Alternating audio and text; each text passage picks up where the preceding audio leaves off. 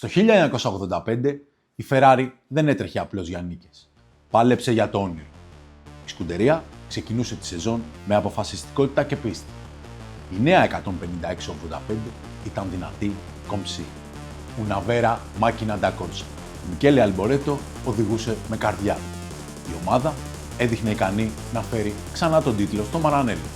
Νίκη στο Μόντρεαλ, νίκη στη Γερμανία. Η Ρώσα προηγείται στο πρωτάθλημα και η Ιταλία μαζί με τους τυφώζοι ανά τον κόσμο ονειρεύονται. Το 1985 έμεινε στη μνήμη ως η χρονιά που η Ferrari μπορούσε να πάρει το στέμμα. Αλλά η τύχη γύρισε άξαφνα την πλάτη. Αστοχίες, εγκαταλείψεις, ατυχία. Και το όνειρο χάθηκε τόσο ξαφνικά όσο είχε γεννηθεί.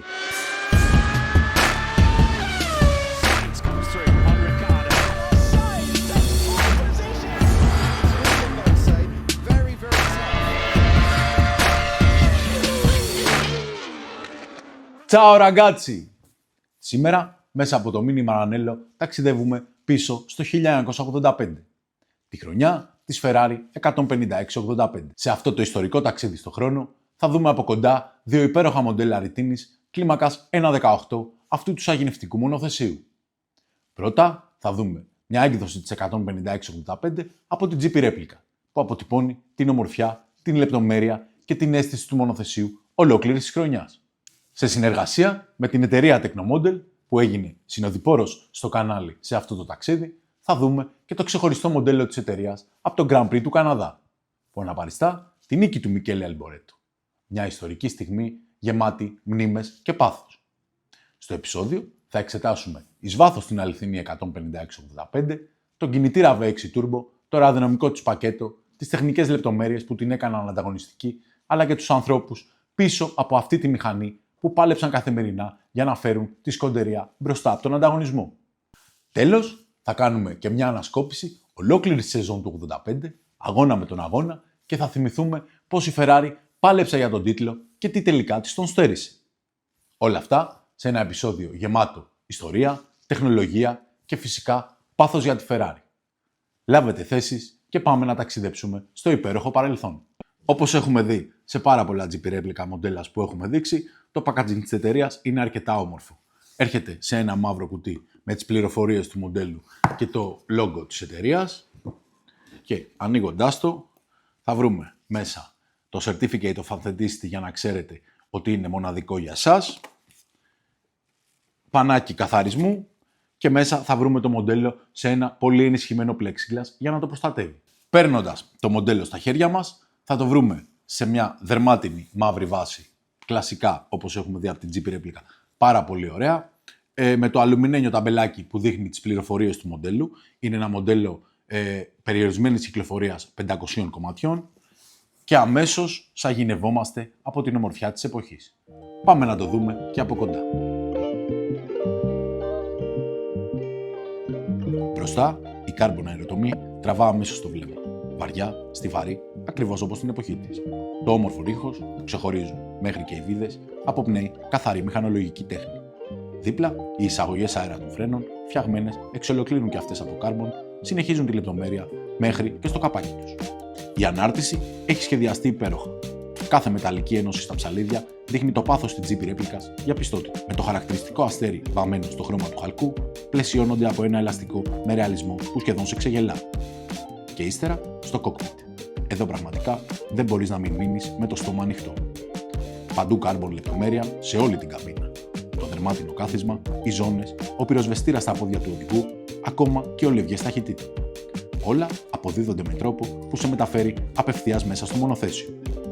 Τα Marlboro Decals ολοκληρώνουν την νοσταλγία μιας εποχής που η Ferrari μύριζε αγωνιστική τρέλα. Πλευρικά, τα sidepods είναι υπέροχα σμιλευμένα και μέσα φαίνονται καθαρά τα ψυγεία. Μια απόδειξη της προσοχής που δόθηκε σε κάθε λεπτομέρεια. Το μεταλλικό roll bar στο πάνω μέρος, με το σώμα του μονοθεσίου με εξαιρετικό φινίρισμα και τις μαύρες εξαγωγές αέρα του κινητήρα να δένουν άψογα με το κόκκινο χρώμα της Ferrari. Μια πολύ όμορφη πίσω αεροτομή με ακρίβεια. Και τώρα πάμε στο μέρος που κάνει αυτό το μοντέλο πραγματικό αριστούργημα. Κοιτώντας το μοντέλο από το πίσω μέρος, δεσπόζει το χάλκινο κυβότιο ταχυτήτων, μια γλυπτική σύνθεση μηχανικής αρμονίας.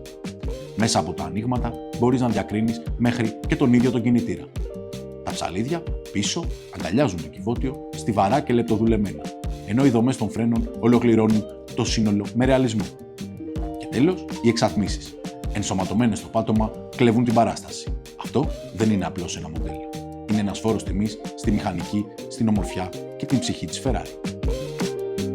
Πηγαίνοντας προς το μοντέλο της Technomodel για την 15685, και εδώ θα βρούμε ένα πάρα πολύ ωραίο packaging. Έρχεται και εδώ σε ένα μαύρο κουτί με το logo της εταιρείας πάνω και στο πλάι και τις πληροφορίες του μοντέλου. Ανοίγοντας το κουτί θα βρούμε μέσα την υπέροχη 15685. Αξίζει να σημειωθεί ότι σε αυτή την έκδοση που είναι λίγο παλαιότερη από την εταιρεία Technomodel για την 15685, η εταιρεία δεν περιλαμβάνει plexiglass για να το προστατεύει από σκόνη, όμως σε όλα τα καινούρια μοντέλα της εταιρείας περιλαμβάνεται δερμάτινη καφέ βάση και plexiglass. Κοιτάζοντας λοιπόν από κοντά αυτό το υπέροχο μοντέλο της Technomodel, θα το βρούμε σε μία ασημένια fiber βάση με τις πληροφορίες του μοντέλου μπροστά με αλουμινένιο ταμπελάκι και τον αριθμό αριθμισίστιου πίσω πάλι με ένα αλουμινένιο ταμπελάκι. Αμέσως μεταφερόμαστε και από αυτή την εταιρεία σε εκείνη την εποχή και στην υπέροχη 15685. Πάμε να τη δούμε και από κοντά. Ας δούμε την προσπάθεια της Technomodel για τη Ferrari 15685 και το Grand Prix του Καναδά, το μονοθέσιο με το οποίο ο Μικέλε Αλμπορέτο χάρισε στη Ferrari μια ιστορική νίκη. Πρόκειται για ένα μοντέλο περιορισμένης παραγωγής μόλις 250 κομματιών και από την πρώτη ματιά αποπνέει τη γοητεία ενός πραγματικού συλλεκτικού αντικειμένου. Η εμπρός αεροτομή έχει αποδοθεί με ακρίβεια, διατηρώντας τη χαρακτηριστική μορφή της εποχής, ενώ το ρίγχος έχει το σωστό σχήμα και την αγωνιστική ένταση που θυμίζει τη γνήσια 15685. Αν κοιτάξει κανείς πιο κοντά, βλέπει πως αν και δεν υπάρχουν κάλπρον λεπτομέρειες στις αεροτομές ή τις αναρτήσεις, το μοντέλο εντυπωσιάζει με την καθαρότητα και τη ρεαλιστική του παρουσία. Οι αναρτήσεις με τις μεταλλικές συνδέσεις στο σώμα του μονοθεσίου αποδίδουν εξαιρετικά την αίσθηση του μηχανικού μέρους, δίνοντας ρεαλισμό και βάθος. Τα λάστιχα δείχνουν ζωντανά με εξαιρετική υφή, ενώ οι ζάντες μεταλλικές με το χαρακτηριστικό χάλκινο αστέρι είναι πραγματικά υπέροχες. Στο σύνολό τους η τροχή είναι εξαιρετικά δουλεμένη. Στο cockpit κάθε στοιχείο είναι μελετημένο. Ο πυροσβεστήρας στα πόδια του οδηγού, οι λεπτομερείς ζώνες ασφαλείας, το όμορφο τιμόνι και κάθισμα δημιουργούν μια μικρή αγωνιστική καμπίνα γεμάτη χαρακτήρα. Το σώμα του μοντέλου είναι υπέροχα σμιλευμένο, με πολύ όμορφο φινίρισμα και σωστές αναλογίες, κάτι που δείχνει τη φροντίδα και την εμπειρία της Technomodel. Ενώ η λεπτομέρεια των ψυγείων με μεταλλική όψη τονίζει την ομορφιά του μονοθεσίου. Τα αντικόλ των χορηγών είναι σωστά τοποθετημένα και δένουν ωραία με το ενιαίο σύνολο του μοντέλου, ενώ έχω προσθέσει και τα Marlboro decals όπως έτρεξε το μονοθέσιο στον Καναδά. Στο πίσω μέρος η απόδοση είναι εξίσου πιστή σαν το πραγματικό μονοθέσιο, με τους αεραγωγούς του κινητήρα και τις γραμμές της πίσω αεροτομής να ολοκληρώνουν αρμονικά το σχήμα, αποδίδοντας ιδανικά την αίσθηση ισχύως και ισορροπία. Ο διαχύτης και η πίσω όψη του μοντέλου είναι εξίσου ρεαλιστική, αν και εδώ ίσως μπορούσε να γίνει μια λίγο καλύτερη δουλειά. Συνολικά, πρόκειται για ένα πολύ κομψό και καλοφτιαγμένο μοντέλο που δεν εντυπωσιάζει με υπερβολές, αλλά με τη σοβαρότητα, την ακρίβεια και τη ζεστή αγωνιστική του άβρα. Ένα κομμάτι που αξίζει να βρίσκεται σε κάθε συλλογή. Όχι μόνο γιατί αποτυπώνει ιστορικά τη νίκη στον Καναδά, αλλά γιατί σε μεταφέρει στο πνεύμα της ίδιας της τουρμπο εποχής. Προσωπικά, μου αρέσει πολύ η 15685. Έχει κάτι μοναδικό στο συνδυασμό κομψότητας και δύναμης και ο ήχος του Verixi Turbo απλώς σε καθυλώνει. Με σαγηνεύουν ιδιαίτερα τα μονοθέσια της δεκαετίας του 80 και το πόσο ισορροπημένα είναι. Οι ογκώδεις επιθετικές μύτες τους, το κοντό του σχήμα, πραγματικά αγωνιστικά μονοθέσια. Με λίγα μόνο πρώιμα αεροδυναμικά εξαρτήματα, ελάχιστα βοηθήματα, μόνο ξερή, ομή μηχανοκίνηση. Η σκουτερία λοιπόν έμπαινε στη σεζόν του 1985 με μεγάλα σχέδια και φιλοδοξίες, αποφασισμένη να επιστρέψει στην κορυφή μετά τις προηγούμενες επιτυχίες και προκλήσεις των πρώτων χρόνων της δεκαετίας. Μετά τα πρωταθλήματα κατασκευαστών του 82 και του 83 και τη δεύτερη θέση, αρκετά πίσω από την κυρίαρχη McLaren του 84, το εργοστάσιο στο Μαρανέλο έθεσε ως στόχο να κλείσει την ψαλίδα και να επιστρέψει στην κορυφή, πράγμα που η 156-85 σε ένα βαθμό τα κατάφερε. Στην αρχή της σεζόν, η ομάδα άρχισε με το δίδυμο της προηγούμενης χρονιάς και τον Ρενέ Αρνού. Όμως, μόλις μετά τον πρώτο αγώνα, αποχώρησε από τη Ferrari. Οι επίσημες ανακοινώσεις έκαναν λόγο για πρόβλημα υγείας, ωστόσο υπάρχουν αναφορές για διαφωνίες και προβλήματα στη συνεργασία του με τη διοίκηση και με τον ίδιο τον Έντσο. Οδηγικό δίδυμο λοιπόν στη σεζόν ήταν ο Ιταλός Μικέλε Αλμπορέτο, ο βασικός οδηγός της Ferrari πλέον, στη δεύτερη του χρονιά στο Μαρανέλο, γρήγορος, σταθερός και έτοιμος να διεκδικήσει τον τίτλο. Δίπλα του βρέθηκε ο Σουηδός Στέφαν Γιόχανσον, που πήρε τη θέση του Αρνού μετά τον πρώτο αγώνα, αξιόπιστος και προσιλωμένος στην ομάδα. Είχε συμμετάσχει σε Τίρελ, Τόλμαν και Σπίριτ, αποκτώντας εμπειρία που τον έκανε έτοιμο για την πρόκληση της σκουντερία. Πίσω από το μονοθέσιο υπήρχε μια ομάδα κορυφαίων μηχανικών και σχεδιαστών. Ο Χάρβεϊ Πόστελουιτ, Βρετανός μηχανικός, υπεύθυνος για το σασί και το συνολικό σχεδιασμό της 156-85.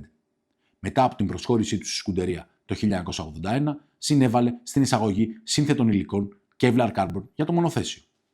Ο Jean-Claude Mignon, Γάλλος, υπεύθυνος για το αεροδυναμικό πακέτο και την εξέλιξη της 156-85.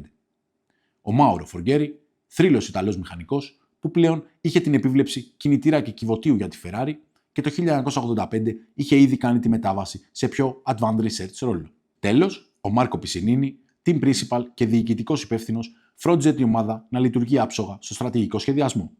Και φυσικά, ο Έντζο Φεράρι να λαμβάνει ακόμα όλες τις κρίσιμες αποφάσεις, ακόμα και σε προχωρημένη ηλικία. Η 156-85 ήταν ένα από τα πιο δυνατά και καινοτόμα μονοθέσια της δεκαετίας του 80 για την Ferrari. Στην καρδιά της κρύβονταν ο κινητήρας με κωδικό όνομα τύπο 0312 V6 Turbo, με χωρητικότητα 1,5 λίτρων και γωνία κυλίνδρων 120 μοιρών, τοποθετημένος κατά μήκος στο μεσαίο τμήμα του μονοθεσίου. Ο τουρμποκινητήρας απέδιδε πάνω από 750 ύπους στις 12.000 στροφές ανά λεπτό, προσφέροντας εκρηκτική επιτάχυνση, αλλά απαιτώντας απόλυτη προσοχή από τον οδηγό. Ξεχώριζε για τον σφυρικτό και ξερό ήχο, αρκετά άγριος για την εποχή.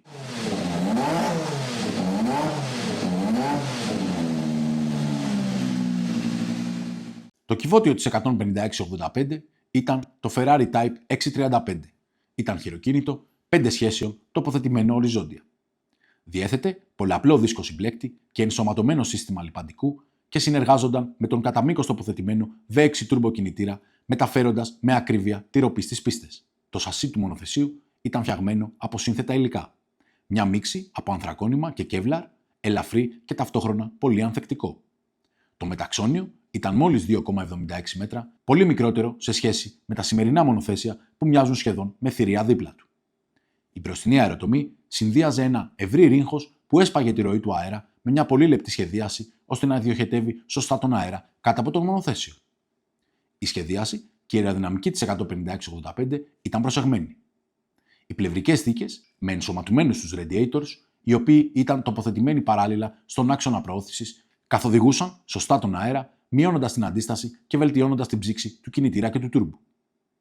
Η θέση του οδηγού ήταν αρκετά μπροστά, γεγονός που συνέβαλε στη βελτίωση της κατανομής βάρους και της αεροδυναμικής σταθερότητας.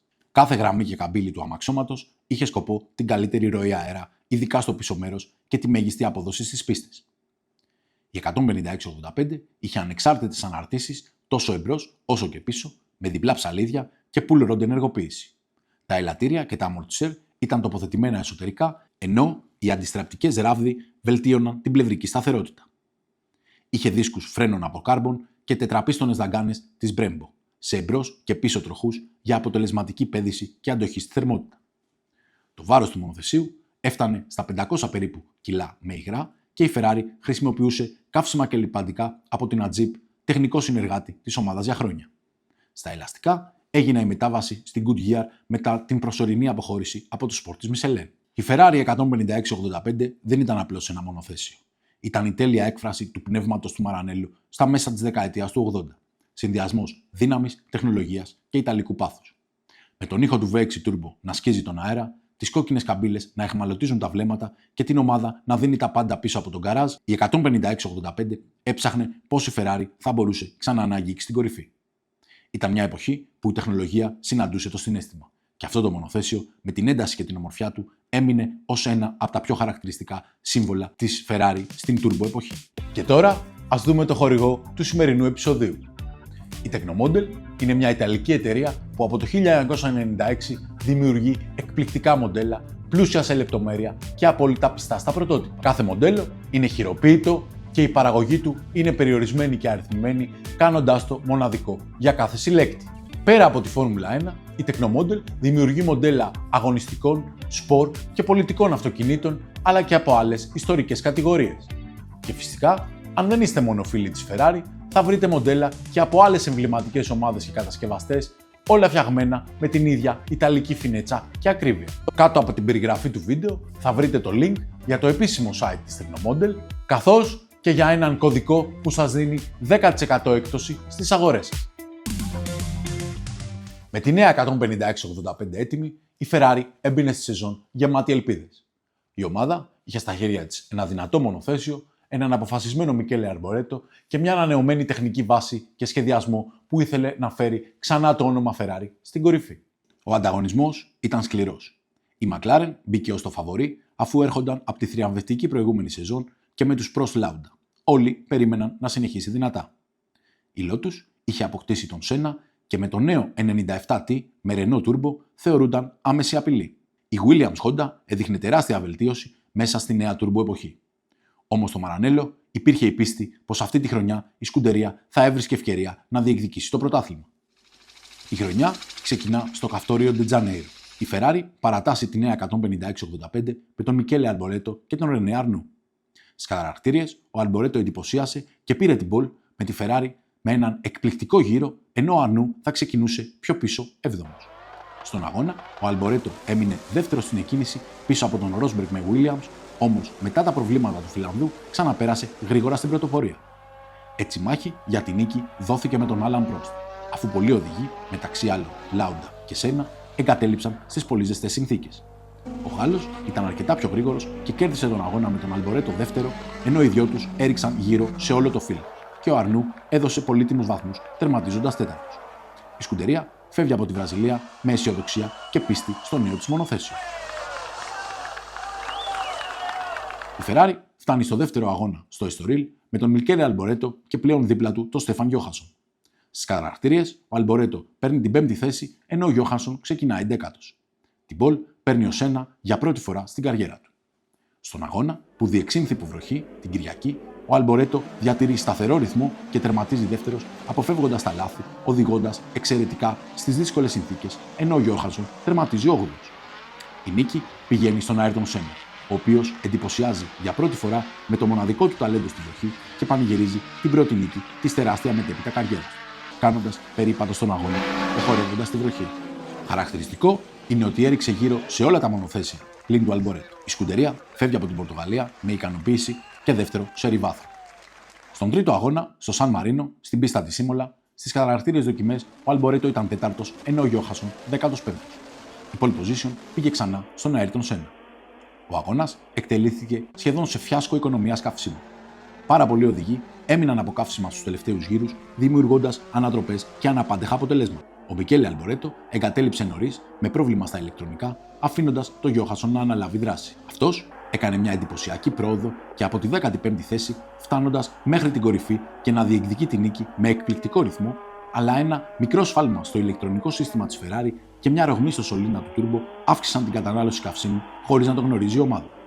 Έμεινε από καύσιμα μόλις ένα γύρο πριν το τέλος, στερώντας του μια πιθανή νίκη, καθώς ο Αλέν Πρόστ, που πέρασε πρώτος στη γραμμή τερματισμού, αν και πήρε το τρόπαιο στο βάθρο, αποκλείστηκε λίγο αργότερα αφού η McLaren του βρέθηκε 2 κιλά ελαφρύτερη από το όριο στον έλεγχο μετά τον αγώνα. Μεταξύ των οδηγών που έμειναν από καύσιμα στο τέλος, πέρα από τον Γιόχανσον, ήταν ο Μάνσελ, ο Σένα, ο Πικέ και αρκετοί ακόμα. Η νίκη τελικά δόθηκε στον Έλιο Ντε Αντζέλης με τον Μπουτσέν δεύτερο και τον Πάτρικ Ταμπάι τρίτο. Στους δρόμους, στο πριγκιπάτο του Μονακό, η Ferrari εμφανίστηκε δυνατή στις καταρακτήριες. Ο Σένα πήρε την τρίτη του σε pole position, ενώ ο Αλμπορέτο ήταν τρίτος και ο Γιόχανσον 15ος. Στην εκκίνηση, ο Γιόχανσον είχε επαφή και εγκατέλειψε νωρίς. Ο Αλμπορέτο ήταν αρκετά γρήγορος και γρήγορα προσπέρασε τον Μάνσελ, ενώ εκμεταλλεύτηκε και την εγκατάλειψη του Σένα από κινητήρα και πήρε την πρωτοπορία, δείχνοντας πως η Ferrari μπορούσε να κυριαρχήσει σε ρυθμό στα στενά του πριγκιπάτου. Όμως, μια σύγκρουση μεταξύ Πικέ και Πατρέσε άφησε λάδια και συντρίμμια στην πίστα. Ο Αλμπορέτο γλίστρισε στη Σέντεβοτ και έχασε την πρωτοπορία από τον Πρόστ. Με εκπληκτική οδήγηση όμως τον ξαναπέρασε, δείχνοντας σε τρομερή μέρα. Η μεγάλη ατυχία όμως εμφανίστηκε ξανά, καθώς υπέστη διάτρηση ελαστικού, χάνοντας πολύτιμο χρόνο στα πιτς. Παρότι επέστρεψε με τρομερό ρυθμό και σημείωσε τον ταχύτερο γύρο του αγώνα, ξαναπερνώντας στην δεύτερη θέση και κλείνοντας την τζαλίδα από τον πρωτοπόρο, δεν μπόρεσε να κατακτήσει την νίκη, η οποία πήγε στον Πρόστ. Η Ferrari έφυγε από το Μονακό με τη βεβαιότητα ότι χάρη σε αυτή την ατυχία ο Μικέλε είχε το ρυθμό για να κερδίσει. Ο πέμπτος αγώνας της χρονιάς έγινε στο Μόντρεαλ του Καναδά. Η Ferrari εμφανίστηκε με ανεβασμένο ηθικό μετά τις δυνατές εμφανίσεις στους προηγούμενους αγώνες. Στις καταρακτήριες, ο Μικέλε Αλμπορέτο κατέκτησε την τρίτη θέση στο grid, ενώ ο Στέφαν Γιόχανσον θα ξεκινούσε τέταρτος πίσω από τα Lotus των De Angelis και Σένα. Στον αγώνα, ο Σένα ξεκίνησε δυνατά, όμως ένα πρόβλημα στον κινητήρα Ρενό τον ανάγκασε να μείνει 5 γύρους πίσω, βγάζοντάς τον εκτός διεκδίκησης. Τα δύο Ferrari, εκμεταλλευόμενα την ευκαιρία, πίεσαν ασφικτικά την Lotus. Ο Αλμπορέτο πέρασε εντυπωσιακά τον De Angelis, ενώ για να επιβεβαιωθεί ο ρυθμός του μονοθεσίου, ο Γιόχανσον τον ακολούθησε λίγο αργότερα. Από εκεί και πέρα, οι δύο κόκκινες Ferrari κυριάρχησαν απόλυτα, με τον Αλμπορέτο να οδηγεί τον αγώνα και τον Γιόχανσον να κρατάει σταθερά τη δεύτερη θέση, παρότι έδειχνε ταχύτητα. Υπακούγοντας όμως στις εντολές της ομάδας, έκανε πίσω για να διασφαλίσει το διπλό θρίαμβο. Αν και ο Πρόστ πίεσε λίγο στο τέλος, η καρό σημαία βρήκε τις δύο Ferrari να περνούν πρώτοι στη γραμμή τερματισμού σε ένα συγκλονιστικό 1-2 που έκανε το Μόντρεαλ να αντυχεί από τις ζητοκραυγές των τυφώζι. Με αυτή τη νίκη, ο Αλμπορέτο πέρασε στην κορυφή του πρωταθλήματος οδηγών και η σκουντερία Ferrari ανέβηκε στην πρώτη θέση των κατασκευαστών. Ήταν από εκείνες τις Κυριακές που θυμίζουν σε όλους τι σημαίνει το πάθος της Ferrari. Στην Αμερική, στους στενούς δρόμους του Detroit, μια πίστα παρόμοια με αυτή του Μονακό, η Ferrari εμφανίστηκε με φόρα από την νίκη στον Καναδά. Στις δοκιμές, ο Μικέλε Αλμπορέτο κατέκτησε την τρίτη θέση, ενώ ο Γιόχανσον ήταν ένατος, με τον Άιρτον Σένα να παίρνει άλλη μια πόλη για τη Lotus. Στον αγώνα, η δυσκολία της πίστας και οι συνεχές παγίδες έφεραν ανατροπές. Η Williams Honda ήταν πολύ δυνατή σε ρυθμό. Ο Πρόστ είχε έξοδο στη στροφή 3, ο Μάνσελ επίσης στην ίδια στροφή, ενώ και ο Σένα, παλεύοντας με τον Αλμπορέτο για το βάθρο, χτύπησε στις μπαριέρες στην ίδια στροφή και εγκατέλειψε. Η Ferrari εκμεταλλεύτηκε άψογα τα λάθη των αντιπάλων. Ο Γιόχανσον έκανε εξαιρετικό αγώνα και ανεβαίνοντας αρκετές θέσεις τερμάτισε δεύτερος, με τον Αλμπορέτο τρίτο, χαρίζοντας στη σκουντερία ένα ακόμη διπλό βάθρο. Η νίκη πήγε στον Γκέκε Ρόσμπεργκ με τη Williams Honda, όμως η Ferrari έδειχνε ξανά πως ήταν η πιο σταθερή και πλήρη δύναμη της χρονιάς. Στο Paul Ricard στη Γαλλία, σε μια γρήγορη πίστα, ιδανική για τα τούρμπο μονοθέσια της εποχής, η Ferrari μπήκε με φιλοδοξίες. Ο Γκέκε Ρόσμπεργκ με τη Williams πήρε την pole position, ενώ ο Αλμπορέτο θα εκκινούσε τρίτο στο grid, δείχνοντας και πάλι τη δυναμική της 156-85. Στον αγώνα, ο Αλμπορέτο, αν και ξεκίνησε καλά, πολύ νωρίς αναγκάστηκε να εγκαταλείψει λόγω προβλήματος στο τούρμπο, χάνοντας κάθε ελπίδα για βαθμούς. Ο Γιόχανσον προσπάθησε να ανακάμψει, αποφεύγοντας τα λάθη και με τις εγκαταλείψεις των αντιπάλων ανέβηκε μέχρι την τέταρτη θέση, σώζοντας την παρτίδα για τη σκουντερία. Η νίκη πήγε στον Νέλσον Πικέ με την Brabham, που οδήγησε υπέροχα σε έναν αγώνα που ανέδειξε ξανά πόσο κρίσιμη ήταν η αξιοπιστία των τούρμπο κινητήρων εκείνης της εποχής. Παρά την εγκατάλειψη, ο Αλμπορέτο ηγούνταν ακόμη στο πρωτάθλημα. Επόμενη στάση, το αγγλικό Grand Prix στο Silverstone. Στις καταρακτήριες, τα Ferrari έμειναν πίσω, με τον Αλμπορέτο έκτο και τον Γιόχανσον ενδέκατο, ενώ την Πολ πήρε ο Γκέκε Ρόσμπεργκ.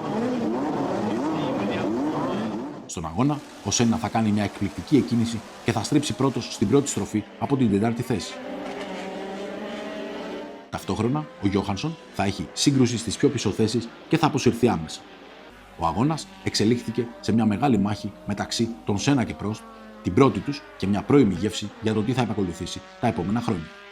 Οι δυο τους έριξαν γύρω σε όλους τους υπόλοιπους οδηγούς που τερμάτισαν. Ο αγώνας είχε ρεκόρ εγκαταλείψεων, αφού από τους 26 οδηγούς τερμάτισαν μόλις οι 9, χαρακτηριστικό της τουρμπο εποχής. Η μάχη τους θα λήξει άδοξα με το πρόβλημα του Άιρτον 5 γύρους πριν το τέλος με την αντλία καυσίμου. Ο Αλμπορέτο, παρότι δεν είχε ρυθμό, επωφελήθηκε από το χάος και τερμάτισε δεύτερος σε ένα ακόμη βάθρο, ένα γύρο πίσω και συνέχιζε να κρατούσε την πρωτοπορία στο πρωτάθλημα για 2 βαθμούς. Το γερμανικό Grand Prix επέστρεψε στο Nürburgring σε νέο section με νέα χάραξη και όχι στο παραδοσιακό, όπου ο Νίκη είχε το ατύχημα 9 χρόνια πριν. Στις δοκιμές έγινε η έκπληξη και ο Τέο Φάμπι με Τόλμαν θα εκκινούσε από την πόλ, καθώς ο χρόνος του σημειώθηκε στις δοκιμές της Παρασκευής, αφού το Σάββατο έβρεξε και κανένας δεν βελτίωσε χρόνο. Τα Ferrari θα άρχιζαν δεύτερος ο Γιόχανσον και 8ος ο Αλμπορέτο. Στην εκκίνηση, οι Ρόσμπεργκ Σένα πετάχτηκαν μπροστά, ενώ ο Αλμπορέτο, με τρομερή εκκίνηση κι αυτός, βρέθηκε στις μπροστά θέσεις και αν και είχε μικρή επαφή με τον teammate του, αναγκάζοντας τον Γιόχανσον να μπει στα pit μόλις στον πρώτο γύρο και να πέσει πίσω. Στη μάχη μπροστά, ο Σένα πέρασε τον Ρόσμπεργκ και έλεγχε τον αγώνα με εκπληκτικό ρυθμό. Ο Αλμπορέτο κρατούσε την τρίτη θέση μπροστά από τον αντίπαλο του Πρόστ. Η ατυχία χτύπησε και πάλι τον Άιρτον και τη Lotus, καθώς εγκατέλειψε άλλη μια φορά ενώ ήταν ο ταχύτερος στην πίστη. Μετά και το πρόβλημα στη δεύτερη Lotus, ο Αλμπορέτο με τον Πρόστ άρχισαν να κυνηγούν τον Ρόσμπεργκ που είχε πρόβλημα με τα φρένα. Σύντομα τον προσπέρασαν και έδωσαν μάχη για την νίκη.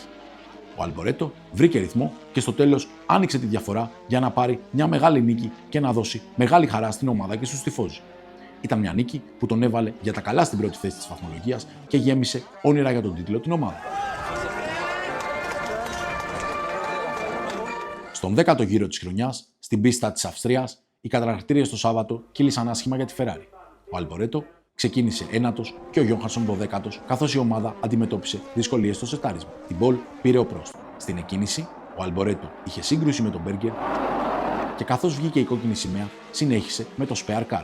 Στον αγώνα όμως, η Ferrari έκανε σπουδαία δουλειά με βάση το που ξεκίνησε.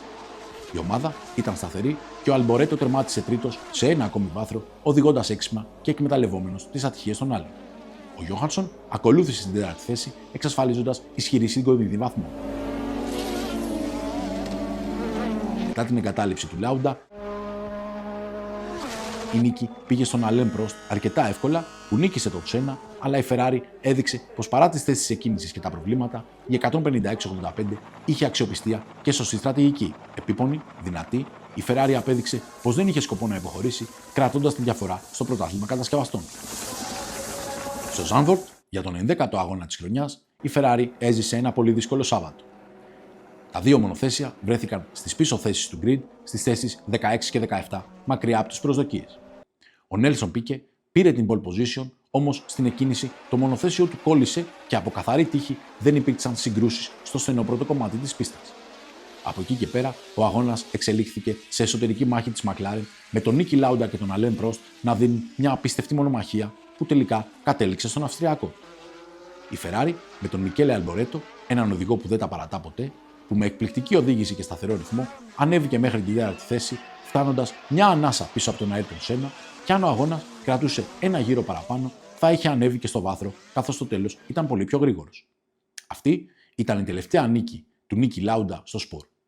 Ο Αλμπορέτο έχασε για πρώτη φορά την πρωτοπορία στη βαθμολογία οδηγών και η Ferrari ένιωθε πλέον την καυτή ανάσα της McLaren. Στο Ιταλικό Grand Prix στη Μόντσα και μπροστά στους τυφώζοι, το Σαββατοκυριακό ξεκίνησε δύσκολα. McLaren, Williams και Lotus έδειχναν ξανά ανώτερες, με τον Άιρτον Σένα να κατακτά την pole position και τον Αλμπορέτο μόλις 7ο.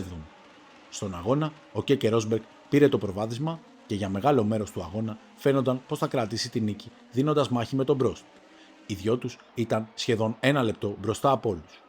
Όμως ένα μηχανικό πρόβλημα τον ανάγκασε να εγκαταλείψει, παραδίδοντας το πλεονέκτημα στον Αλέν Πρόστ, που τελικά κέρδισε άνετα. Για τη Ferrari ήταν ένα δύσκολο Σαββατοκυριακό.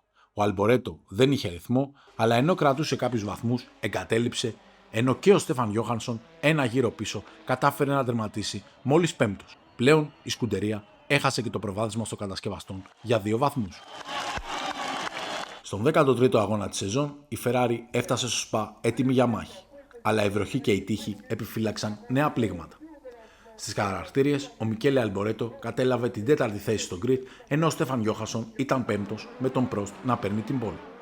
Στον αγώνα, μέσα στη βροχή, ο Αλμπορέτο, ενώ ξεκίνησε δυνατά, εγκατέλειψε στον τρίτο μόλις γύρο από την τρίτη θέση με πρόβλημα στο συμπλέκτη. Ήταν ένα τεράστιο πλήγμα σε δεύτερο συνεχόμενο αγώνα που έκανε τα όνειρα τίτλου να εξανεμίζονται. Λίγο αργότερα, μόλις στον 7ο γύρο, ο Γιόχανσον που έβαλε στεγνά ελαστικά νωρίς, είχε έξοδο και εγκατέλειψε κι αυτός, αφήνοντας την ομάδα χωρίς κανένα μονοθέσιο. Η νίκη πήγε στον Άιρτον Σένα που με ψυχραιμία και ταχύτητα χόρευε μέσα στη βροχή, κερδίζοντας άνετα τον Μάνσελ και δείχνοντας στον κόσμο το απίστευτο ταλέντο του, ειδικά σε μειχτές συνθήκες. Ο Πρόστ τερμάτισε τρίτος, έχοντας πλέον αγκαλιά τον τίτλο. Το ευρωπαϊκό Grand Prix στο Brand Hatch ήταν απογοητευτικό για τη Ferrari. Το Σάββατο το μονοθέσιο έδειξε πως εκτός από αξιοπιστία έχανε πλέον φανερά και σε ρυθμό, με τους Αλμπορέτο και Γιόχανσον να ξεκινούν από τις θέσεις 13 και 15, ενώ η pole position πήγε ξανά στον Σένα. Στον αγώνα, ο Πρόστ έκανε κακή εκκίνηση επιτρέποντας στα Ferrari να τον προσπεράσουν, ενώ ο Μάνσελ προσπέρασε το Σένα με τη βοήθεια του teammate του Ρόσμπεργκ που ήταν ένα γύρο πίσω και ήθελε να τιμωρήσει το Βραζιλιάνο για προηγούμενη επαφή.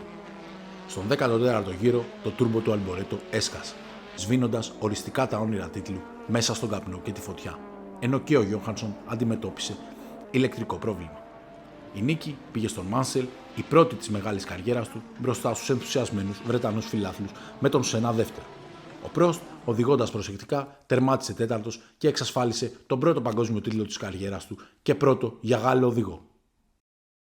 Στον πρώτο τελευταίο αγώνα της σεζόν, στο Κεϊλάμι της Νότιας Αφρικής, η σκουντερία απογοητευμένη και χωρίς ρυθμό, ειδικά στον ένα γύρο, έμεινε πάρα πολύ πίσω στις καταρακτήριες, ενώ ο Νάιτζελ Μάνσελ με τη Williams ξαναπήρε την πόλη. Στον αγώνα, η Williams κυριάρχησε πλήρως, με τον Μάνσελ να οδηγεί με αέρα από την προηγούμενη νίκη του και τον Κέκε Ρόσμπεργκ να ακολουθεί, δίνοντας μάχη μεταξύ τους. Ο Αλμπορέτο, ενώ είχε ανέβει αρκετά, είδε το τούρμπο του να σκάει και να εγκαταλείπει με πρόβλημα για πέμπτη συνεχή φορά. Ο Γιόχανσον, με καλό αγώνα, κράτησε τις λιγοστές ελπίδες της Ferrari για το κατασκευαστόν με μια τετάρτη θέση. Τα δύο Williams Honda έριξαν γύρω σε όλους τους άλλους οδηγούς, πετώντας την πίστα με τον Μάνσελ να κάνει back-to-back νίκες. Στον τελευταίο αγώνα της σεζόν, στην Αδελαΐδα, επικράτησε πραγματικό χάος. Ο Σένα πήρε άλλη μία πόλ μπροστά από τις δύο Williams, ενώ ο Αλμπορέτο θα εκκινούσε πέμπτος. Στην εκκίνηση, ο Σένα συγκρούστηκε με τον Μάνσελ που εγκατέλειψε, δίνοντας την πρωτοπορία στον Ρόσμπεργκ. Οι υψηλές θερμοκρασίες προκάλεσαν σοβαρά προβλήματα στα φρένα, οδηγώντας σε πάρα πολλές εγκαταλείψεις ανάμεσα σε αυτές και του Πρόστ. Ο Σένα, με ζημιά στην πτέρυγα μετά από επαφή με τον Ρόσμπεργκ, επέστρεψε δυναμικά και έφτασε τον Λάουντα που όμως εγκατέλειψε και αυτός από φρένα. Λίγο αργότερα, ο κινητήρας του Σένα τον πρόδωσε, αφήνοντας τον Ρόσμπεργκ να φτάσει άνετα στη νίκη. Ο Αλμπορέτο, που πάλευε για το βάθρο, εγκατέλειψε για έκτη συνεχόμενη φορά με πρόβλημα στη μετάδοση, ενώ ο Γιόχανσον τερμάτισε πέμπτος, χαρίζοντας 2 βαθμούς στη Ferrari. Από τα 25 μονοθέσια, μόλις 8 είδαν την καρό σημαία, με τις δύο Λίζιερ να συμπληρώνουν το βάθρο έπειτα από μάχη στον τελευταίο γύρο. Ήταν η τρίτη συνεχόμενη νίκη για τη Williams που έκλεισε τη σεζόν κυριαρχικά. Η σεζόν του 1985 έμεινε χαραγμένη ως μια χρονιά γεμάτη υποσχέσεις, πάθος και πικρές διαψεύσεις. Η Ferrari πάλεψε στα ίσια για τον τίτλο, με τον Μικέλε Αλμπορέτο να δείχνει ότι μπορούσε να φέρει ξανά τη σκουντερία στην κορυφή του κόσμου. Όμως, στα τελευταία Grand Prix, οι συνεχόμενες εγκαταλείψεις και οι μηχανικές αστοχίες έσβησαν το όνειρο. Έμεινε πίσω, αφήνοντας μια γεύση πικρίας σε όλους όσους είχαν πιστέψει πως το πρωτάθλημα μπορούσε να βαφτεί κόκκινο. Ήταν όμως και η χρονιά που είδαμε τον Άλαν Πρόστ, τον προφεσόρ, να φτάνει επιτέλους στο πολυπόθητο στέμμα. Τον πρώτο παγκόσμιο τίτλο της καριέρας του, επιβραβεύοντας τη σταθερότητα και τη στρατηγική του σκέψη. Και κάπου εκεί, σχεδόν αθόρυβα αλλά και συγκλονιστικά, γεννιόταν ένας άλλος θρύλος. Ο Άιρτον Σένα, με το απίστευτο ταλέντο του, στη βροχή και τις συγκλονιστικές pole position που κατέκτησε, έδειξε πως μια νέα εποχή ξημερώνει στο σπορ. Κοιτώντας τα τελικά αποτελέσματα, ο Μικέλε Αλμπορέτο ολοκλήρωσε τη σεζόν δεύτερο στο Παγκόσμιο Πρωτάθλημα Οδηγών, συγκεντρώνοντας 53 βαθμούς με 2 νίκες. Ο Στέφαν Γιόχανσον, στη δική του πρώτη πλήρη χρονιά με τη Ferrari, τερμάτισε 7ος με 29 βαθμούς, συμβάλλοντας σημαντικά στη συνολική πορεία της ομάδας. Στο πρωτάθλημα κατασκευαστών, η σκουντερία Ferrari κατέκτησε τη δεύτερη θέση με 82 βαθμούς, πίσω από τη McLaren. Αν και φτάνοντας πολύ κοντά και ίσως αν δεν είχε τις ατυχίες στο τέλος της σεζόν, μπορούσε να πάρει το πρωτάθλημα. Συνολικά, η 156-85 πέτυχε 2 νίκες, 10 βάθρα, 1 pole position και 2 ταχύτερους γύρους στη χρονιά. Κοιτάζοντας την 156-85, δεν βλέπεις απλώς ένα μονοθέσιο. Βλέπεις μια εποχή.